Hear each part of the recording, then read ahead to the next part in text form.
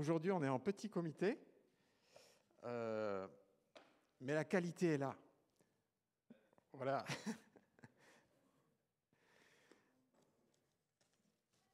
Voilà, alors je ne sais pas vous comment vous voyez les choses avec le retour de la chaleur, mais si je posais la question parmi nous, voilà, si on devait déménager pour aller implanter une église, qui serait partant pour aller dans les tropiques? Ça dépend où c'est. Si quelqu'un devait se décider pour partir plutôt dans le Grand Nord, en Laponie par exemple, qui partirait? Bon, en fait, vous êtes bien ici à Lyon, quoi. Vous avez les deux. Vous seriez plutôt partant pour les pays tempérés, c'est ça? Tempéré, façon de parler, là, avec la chaleur qu'il fait aujourd'hui. Bon, en fait, c'est un peu une blague, mais ça a un petit lien tout à l'heure avec le message. On est effectivement dans la fin de notre série des 7 lettres aux 7 églises. C'est notre dernière lettre qui se trouve dans Apocalypse au chapitre 3 et les versets 14 à 21. Excusez-moi, mais voilà, je vais me sentir mieux comme ça.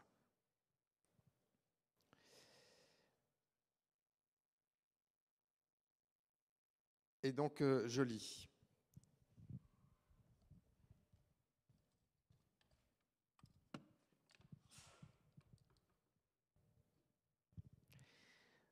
À l'ange de l'église de Laodicée, écrit, « Voici ce que dit celui qui s'appelle Amen, le témoin digne de foi et véridique, celui qui a présidé à toute la création de Dieu.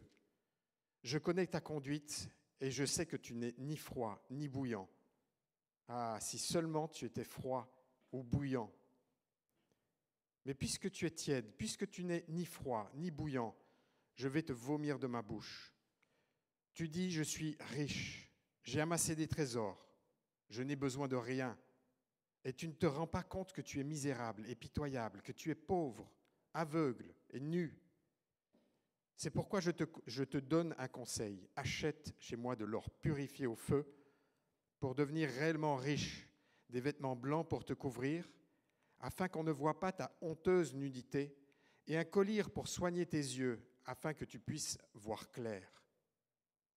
Moi, ceux que j'aime, je les reprends et je les corrige. Fais donc preuve de zèle et change. Voici, je me tiens devant la porte et je frappe. Si quelqu'un entend ma voix et ouvre la porte, j'entrerai chez lui et je dînerai avec lui et lui avec moi. Le vainqueur, je le ferai siéger avec moi sur mon trône, comme moi-même je suis allé siéger avec mon Père sur son trône après avoir remporté la victoire. Que celui qui a des oreilles écoute ce que l'Esprit dit aux églises. » Et on avait vu que dans les différents messages qu'on a pu avoir, que ces lettres étaient partagées, s'adressaient à une église en particulier, mais étaient ensuite partagées dans toutes les autres églises. Et c'est important, chaque église est concernée par sa lettre, mais aussi par l'ensemble de ces lettres. Et ça nous invite à avoir un regard global et à penser qu'il y a quelque chose qui s'adresse à une église, mais aussi à l'ensemble des églises. Et on peut même s'inclure dans ce lot et dire que nous sommes, nous aussi, concernés. Alors, je vous propose de nous pencher un petit peu sur, tout d'abord, la situation générale pour qu'on comprenne le contexte. Et je n'ai pas de slide, je n'ai pas de diapo, je n'ai pas de carte, mais peut-être que vous vous rappelez les cartes que Rémi a eu la carte qu'il a eu l'occasion de nous présenter à plus d'une reprise. Et on voit bien, on a commencé par Éphèse, et de Éphèse, on est monté, et on a fait toute une boucle en allant ensuite direction Est et en redescendant. Et on termine cette boucle avec Laodicée qui se retrouve d'ailleurs sur ce même fleuve qui qui va se jeter dans la mer à Éphèse. Et donc Laodicée est située sur un plateau à l'intersection de 3 routes. Je parlais d'Éphèse, direction ouest, Philadelphie, Sardes et Pergame au nord-ouest, et la Phrygie vers l'est, Phrygie. Et Laodicée était considérée comme la porte de la Phrygie. C'était une ville prospère et on pouvait y trouver aussi une importante et influente communauté juive. On trouvait dans cette ville, tout d'abord sur le plan commercial, on pouvait voir qu'il y avait énormément de banquiers, qu'il y avait des banquiers, parce que c'était un des centres commerciaux les plus riches de l'Empire romain. Cette ville était connue pour cela. Un autre plan qui faisait la réputation de la ville, c'était sur le plan médical. Laodicée était connue pour la poudre qu'on pouvait y trouver, une poudre ophtalmique pour les yeux. Et il y avait aussi une école de médecine qui était réputée. Et Laodicée était aussi connue sur le plan industriel parce que c'était un centre manufacturier de laine à texture douce et de couleur noire très appréciée. Et cette laine permettait de fabriquer des vêtements qui étaient exportés. John a parlé la semaine passée de séisme en parlant de Philadelphia, qu'il y a eu un séisme qui a touché cette ville et qui a aussi touché, je ne sais pas si c'est exactement le même, mais j'imagine en 17, et qui a pratiquement détruit une bonne partie de la ville. Donc zone sismique importante. Et donc avec l'aide de Tibère, qui était empereur à cette époque-là de Rome, de l'Empire romain, Laodicée a pu bénéficier de cette aide. Maintenant, hier soir, je suis allé regarder quelques informations sur Tibère, quel genre de personnage c'était, voilà, pour juste histoire de culture générale. Et j'ai découvert que Tibère était un horrible personnage, juste le gars que vous n'auriez pas envie d'avoir en face. Genre pervers, pédophile, ivrogne, tordu, morbide. Vous n'aviez pas envie de passer par ses mains parce que vous ne saviez pas comment vous alliez finir, si vous restiez encore avec tous vos membres. Je ne sais pas si vraiment... bon, bref, c'était... Et donc ce gars, quand vous le voyez venir et qu'il vous donne de l'argent, vous vous dites, bon, à quoi ça va m'engager? Il y a eu ensuite, dans les années plus tard, en 60, un autre séisme. Alors cette fois, Tibère n'était plus là. Mais la ville a refusé l'aide de Rome pour se reconstruire. Pourquoi? Parce qu'elle avait une richesse. Je vous ai parlé des banquiers qu'on pouvait trouver dans cette ville. Sa richesse lui a permis de financer elle-même les travaux de sa reconstruction et de sa restauration. Et on compte même, suite à ce séisme, de nouveaux édifices publics et ainsi qu'une porte monumentale. Donc on peut imaginer tout à fait dans ce contexte-là la fierté de la ville. Et puis avec cette expérience qui a pu se passer peut-être avec l'aide de Tibère, alors c'est mon imagination qui parle, mais quand on peut rester indépendant de l'aide de Rome, parce que vous ne savez pas trop quel fil à la patte vous vous mettez, hein, vous devez certainement vous dire, on va essayer de s'en sortir sans. Donc on peut imaginer aussi là tout l'intérêt qu'il y avait de s'en sortir, de se débrouiller par ses propres moyens. Donc cela étant dit, hein, pour en venir à notre lettre qui s'adresse à l'église de Laodicée, combien même on pourrait justifier une telle attitude, une ville détruite, c'est normal, on rebâtit, hein, on y met tout son cœur, enfin toute la force qu'on peut parce qu'on veut y croire et qu'on veut relever la tête, hein, il y a donc réellement une fierté qu'on peut comprendre. Et puis dans l'idée d'être aussi indépendante par rapport à Rome, je peux aussi tout à fait le comprendre. Et pourtant, quand bien même on pourrait justifier cette attitude-là, dans notre lettre, il n'y a aucun point positif que Christ relève. Alors quels sont les reproches qui lui sont adressés? Et j'en vois deux. Et j'aimerais m'arrêter, s'il vous plaît, sur le premier reproche qu'on peut lire au verset 15 et 16. Je connais ta conduite et je sais que tu n'es ni froid ni bouillant. Ah, si seulement tu étais froid ou bouillant. Mais puisque tu es tiède, puisque tu n'es ni froid ni bouillant, je vais te vomir de ma bouche. On comprend clairement dans ce passage que tiède, ce n'est pas vraiment la bonne température. Alors s'il y en a ici qui pensaient rester dans les pays tempérés, en parlant de questions de température, on pourrait se dire, oups, je ne savais pas jusqu'à il y a quelque temps, puisqu'on a vécu en famille, on a vécu au Finistère, dans le Finistère. Et le Finistère, c'est très agréable pour justement ce côté tempéré. Et c'est l'endroit où l'on trouve le plus de retraités en France. Les gens recherchent ce côté tempéré, donc ce n'est pas désagréable. Peut-être que vous préférez le côté chaud, ça me fait penser à, alors cette fois pas en termes de température de l'air, mais on a un ami, quand il, enfin voilà, ça fait longtemps qu'on ne l'a plus vu puisque c'était à l'époque quand on habitait à Saint-Étienne, mais quand il venait nous rendre visite à la maison et qu'on lui proposait quelque chose à boire, il nous disait toujours « je veux bien un verre d'eau chaude ». Bon, un verre d'eau chaude, je ne sais pas si beaucoup parmi vous voudraient un verre d'eau chaude. Et puis, je ne sais pas si on pourrait imaginer si on proposait un frappé glacé chaud. C'est évident, un frappé glacé, c'est glacé. Ça s'apprécie glacé. Donc il y a des choses qu'on peut apprécier qui sont chaudes, qui sont froides ou tempérées. Mais là, dans notre passage, de quoi est-ce qu'il s'agit lorsque l'on parle d'une église? Comment savoir ce qu'est la tiédeur? Et pour ça, arrêtons-nous d'abord sur ce qu'est le chaud et le froid. Et souvent, on définit le chaud par quelque chose comme étant un trait de caractère. Ah, je suis chaud, je suis bouillant. Là, ça y est.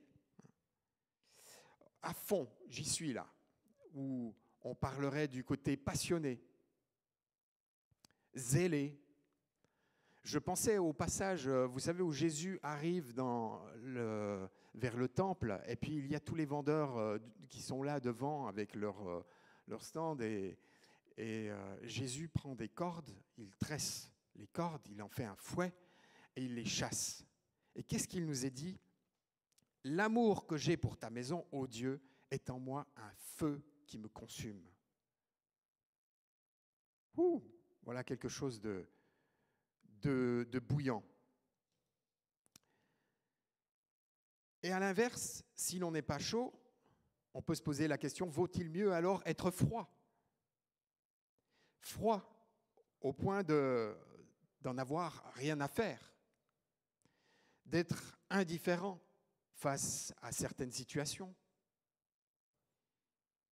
d'être distant, insensible, ou peut-être même encore plus loin, en parlant de froid, d'être opposé. Mais dans cette logique-là des opposés, chaud ou froid, on comprend les limites de cette interprétation. Est-ce qu'on peut dire qu'il vaut mieux être une église indifférente, voire opposée?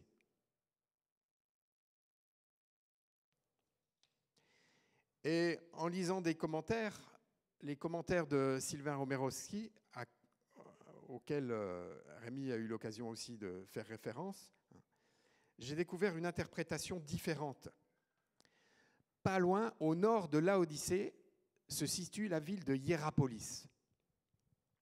Cette ville était connue pour ses sources d'eau chaude à 80 degrés.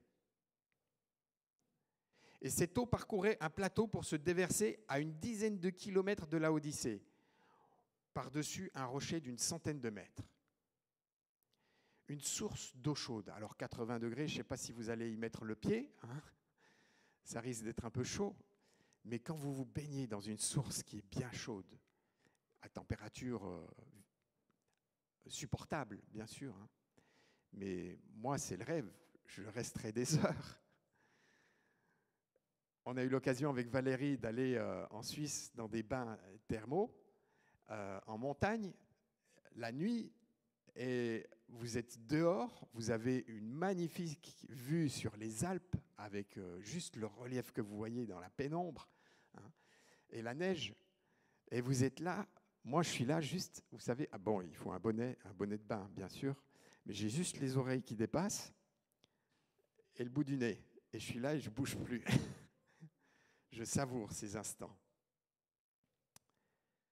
À l'inverse, à Colosse, situé au sud-est, plus ou moins à égale distance de Laodicée, hein, par rapport à Hiérapolis, on trouvait là une source d'eau fraîche. Une source d'eau fraîche et pure qui était évidemment la bienvenue pour désaltérer la population. Et dans ces régions-là, l'été, il fait chaud. Vous pouvez imaginer quand vous faites un effort, quand vous allez faire une rando et que vous vous retrouvez tout d'un coup, waouh, à un endroit où il y a une fontaine, une source fraîche, où la fraîcheur vient du sol, hein, vous buvez à grande gorgée. Or, à Laodicée, il n'y avait aucune source d'eau naturelle et le fleuve Lycos, qui passe par là, était à sec l'été à cet endroit. On a retrouvé les vestiges d'aqueducs au sud de la ville. Et bien sûr, la région étant volcanique, on pense que l'eau était puisée dans une source chaude. Elle devait arriver tiède à Laodicée et était susceptible de provoquer la nausée. En tout cas, l'examen de l'aqueduc a conduit à penser que l'eau était de mauvaise qualité.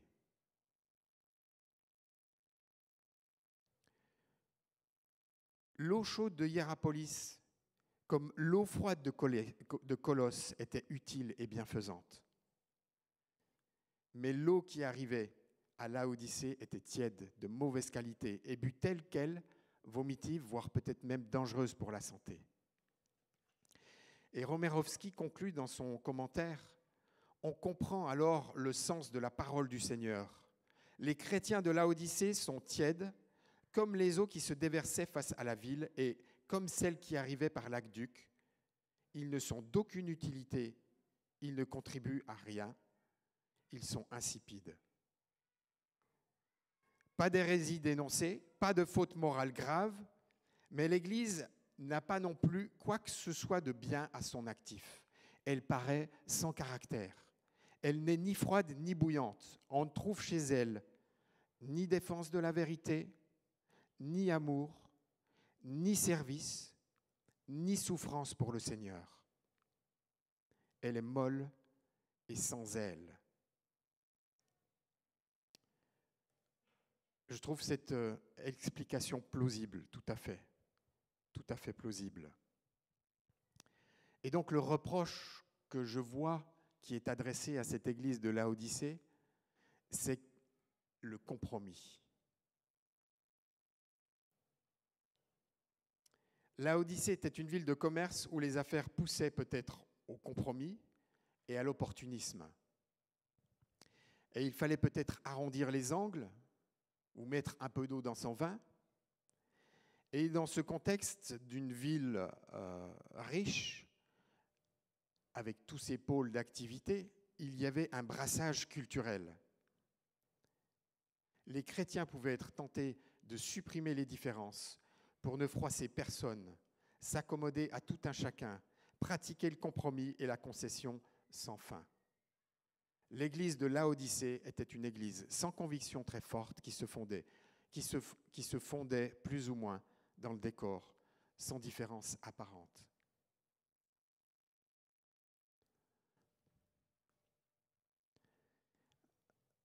Je pense à ce passage que Jésus donne dans l'évangile de Matthieu. Vous êtes le sel de la terre. Si ce sel perd sa saveur, avec quoi la salera-t-on ? Ce sel ne vaut plus rien, il n'est bon qu'à être jeté dehors et piétiné. Être piétiné, dans l'exemple du sel, ou être vomi dans l'exemple des Laodicéens?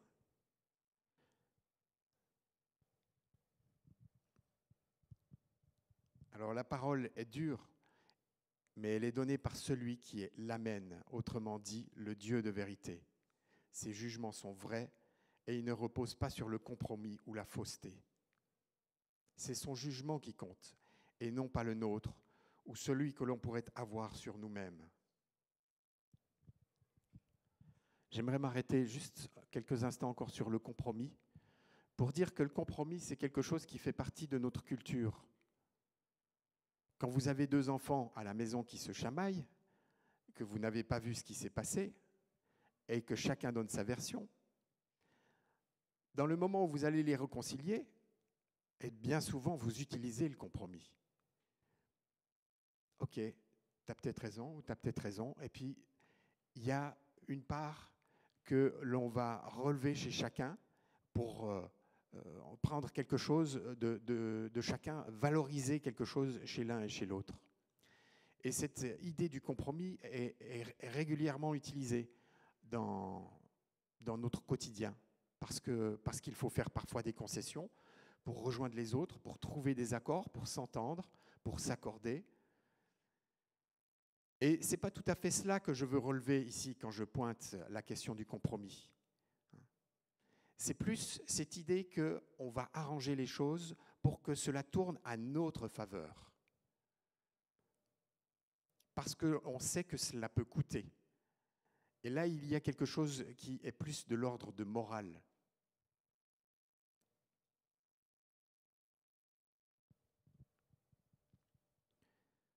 Ça va ? C'est clair ce que je partage ? Le deuxième reproche qu'on peut trouver au verset 17 et 19, je propose qu'on lise ce passage à nouveau. Tu dis, je suis riche, j'ai amassé des trésors, je n'ai besoin de rien, et tu ne te rends pas compte que tu es misérable et pitoyable, que tu es pauvre, aveugle et nu. C'est pourquoi je te donne un conseil, achète chez moi de l'or purifié au feu pour devenir réellement riche, des vêtements blancs pour te couvrir, afin qu'on ne voie pas ta honteuse nudité, et un collier pour soigner tes yeux, afin que tu puisses voir clair. Moi, ceux que j'aime, je les reprends et je les corrige. Fais donc preuve de zèle et change. Et le reproche que je vois ici, c'est ce côté autosuffisant de cette église de Laodicée. Autosuffisant et où on trouve aussi une auto-justification.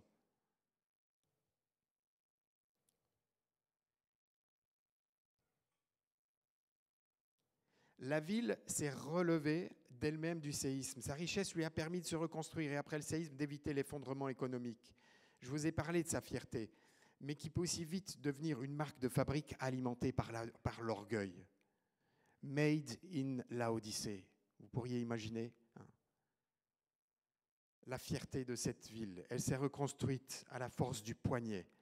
Et c'est peut-être pas notre nature, mais on grandit néanmoins dans une société qui favorise cela. Une société qui valorise le fait de se construire, de se valoriser. Et cela à toutes les étapes de notre croissance, qu'elle soit psychique, qu'elle soit spirituelle ou dans tous les domaines de notre vie.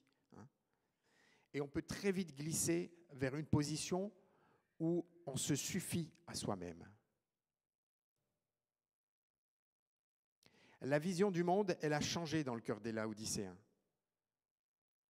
Et ils se sont fermés ou coupés en quelque sorte de la vraie source. Ils se sont repliés sur eux-mêmes, comme si le salut dépendait d'eux.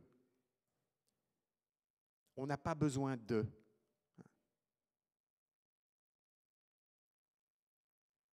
Et ça, on le voit dans le jugement que le Seigneur donne. Tu ne te rends pas compte. Il y a quelque chose qui a glissé dans la perspective que les Laodicéens avaient. Ils voyaient les choses d'un regard et les choses ont changé.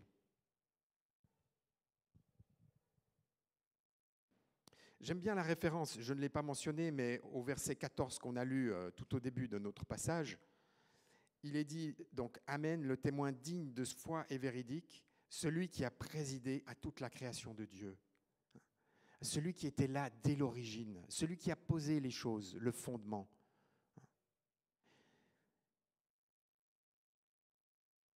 Et les choses ont changé.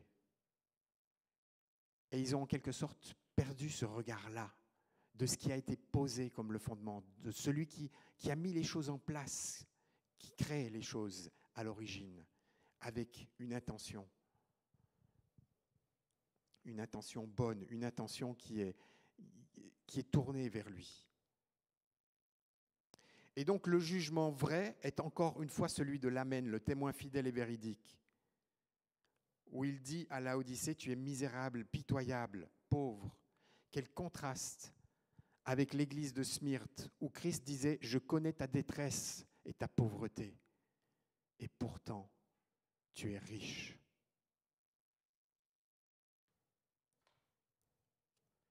Laodicée n'a rien de valable à faire valoir. Toute l'Église est concernée par le jugement. Ce n'est pas une personne, c'est vraiment l'Église. Dans les autres lettres, on avait des groupes. Il y avait quelques personnes qui tenaient, il y avait quelques personnes qui avaient lâché. Voilà, il y avait des individus comme ça, des petits groupes. Là, c'est toute l'Église qui est concernée. Cette Église est aveugle, malgré son collyre qui faisait la réputation de la ville. Elle ne voit pas le besoin de la grâce divine. Elle est nue en dépit de ses manufactures de laine et de vêtements. Et elle ne voit pas la valeur du sacrifice de Christ. Vous connaissez ce passage dans Ésaïe, au chapitre 55, où il est dit à propos du salut, « Venez acheter de l'or, venez acheter, c'est gratuit. » Alors, acheter quand c'est gratuit, je ne sais pas comment vous comprenez les choses. Mais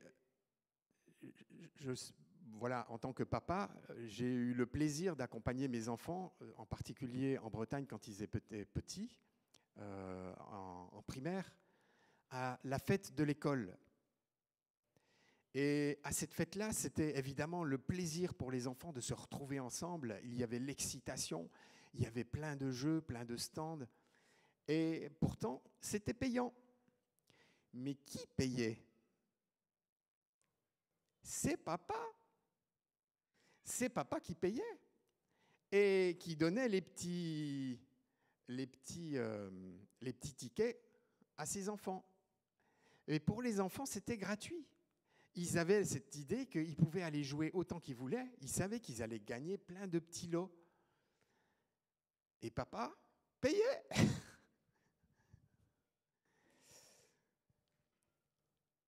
L'enfant, il n'avait pas du tout la notion que c'était quelque chose qui avait coûté.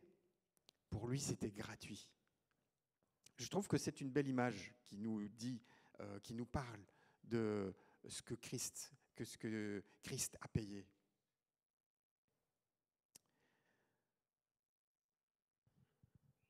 Achète de l'or pur et achète des vêtements blancs par opposition aux vêtements de laine que cette ville de Laodicée produisait. Ces vêtements blancs, c'est ceux qui ont été blanchis. Apocalypse 7,14 nous dit « les vêtements blanchis, lavés dans le sang de l'agneau ». Cela fait référence au pardon et à la justification de nos péchés par le sacrifice de Jésus sur la croix. On ne peut pas obtenir la blancheur par nous-mêmes. On ne peut pas obtenir la purification par nous-mêmes. Mais quelle grâce quand on l'obtient, quand on la reçoit, parce qu'elle nous a été acquise, parce qu'elle nous est donnée, parce qu'elle nous est offerte. Et c'est comme un vêtement qui vient sur nous et qui nous couvre de notre nudité, qui nous couvre et qui nous redonne notre dignité et qui nous donne notre valeur. Je pense à ce passage que Jésus donnait avec deux personnes qui contrastent, qui s'adressent à Dieu. Et je lis, c'est dans Luc au chapitre 18, « Ô Dieu, je te remercie de ne pas être avare, malhonnête et adultère comme les autres hommes, et en particulier comme ce collecteur d'impôts là-bas. Moi, je jeûne 2 jours par semaine, je donne 10% de tous mes revenus. Le collecteur d'impôts se tenait dans un coin retiré et n'osait même pas lever les yeux au ciel. Mais il se frappait la poitrine et murmurait « Ô Dieu, aie pitié du pécheur que je suis ». Il avait compris la grâce de Dieu.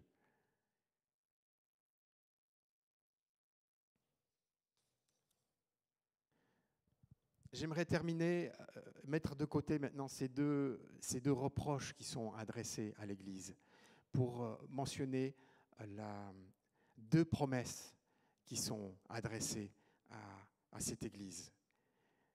2 promesses pour lesquelles je ne m'attarderai pas, mais qui sont en quelque sorte en conclusion de notre message. Alors oui, la parole est peut-être sévère, la parole de Christ. Il reprend, il corrige ceux qu'il aime, mais voici, il se tient à la porte, il se tient devant la porte et il frappe.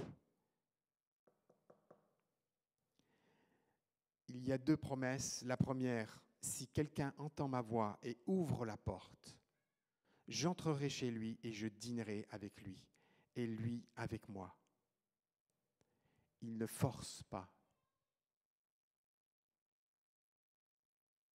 Je trouve que cela contraste aussi, encore une fois, avec le message de la semaine passée, où il dit « J'ouvre une porte que personne ne peut fermer, je ferme une porte que personne ne peut ouvrir ». Il a ce pouvoir-là, il a cette puissance-là. Dans ce contexte-là, il ne force pas. La responsabilité est individuelle. Il s'adresse à chacun d'entre nous. Et il est capable de faire la différence et de te voir, toi. Il s'adresse à toi. Et quand il dit qu'il vient pour manger, pour souper, pour dîner avec toi, il vient à ce moment-là de la journée parce que le repas du soir, dans ce contexte culturel, est le repas principal et qu'il est signe d'alliance, de réconciliation. Il est signe d'accueil, d'accord mutuel et de communion. Et on peut voir derrière cela le festin messianique auquel chacun de nous est convié. Le festin que nous aurons aux noces de l'agneau. Et la deuxième promesse, il l'adresse au vainqueur. Je le ferai siéger avec moi sur mon trône, comme moi-même. Je suis allé siéger avec mon Père sur son trône après avoir remporté la victoire. Aujourd'hui, il s'assoit à table avec nous. Quand nous ouvrons la porte, il vient et il s'asseye à table avec nous. Et dans l'avenir, il fait venir les croyants sur son trône pour siéger avec lui. Quelle glorieuse perspective de savoir que nous siégerons avec lui, nous régnerons avec lui. Il est monté sur le trône par sa mort et sa résurrection, et de la même manière, notre installation sur son trône passe par la repentance, car alors il nous élève. Amen. J'aimerais terminer en priant. Seigneur, tu vois, c'était ces 2 reproches qui sont adressés à cette église de Laodicée, le compromis et l'autosuffisance. Et tu vois, Seigneur, que dans notre culture, ces 2 aspects sont fréquents. On peut facilement les côtoyer et même parfois être concernés et les appliquer dans nos vies. Seigneur, je te demande pardon pour toutes les fois où on a une prétention devant toi, où on veut dire on n'a pas besoin de toi, ou toutes les fois où on pense que, Seigneur, la faveur, on l'obtient par nos propres efforts.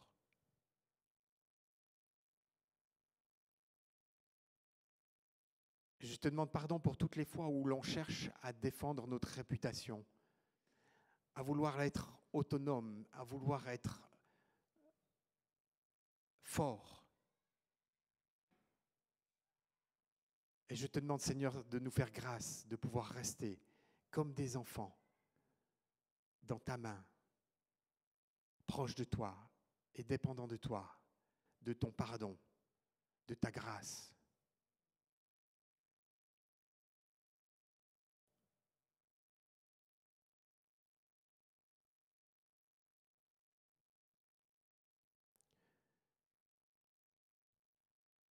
Et j'aimerais lire encore le psaume 131 comme une prière. Ô Éternel, mon cœur ne s'enfle pas d'orgueil. Mes yeux n'ont pas visé trop haut. Je ne me suis pas engagé dans des projets trop grands, trop élevés pour moi.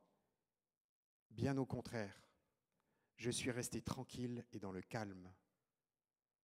Je me sentais comme un nourrisson rassasié dans les bras de sa mère, comme un nourrisson apaisé. Israël, mets ton espérance en l'Éternel dès maintenant et pour toujours. Amen.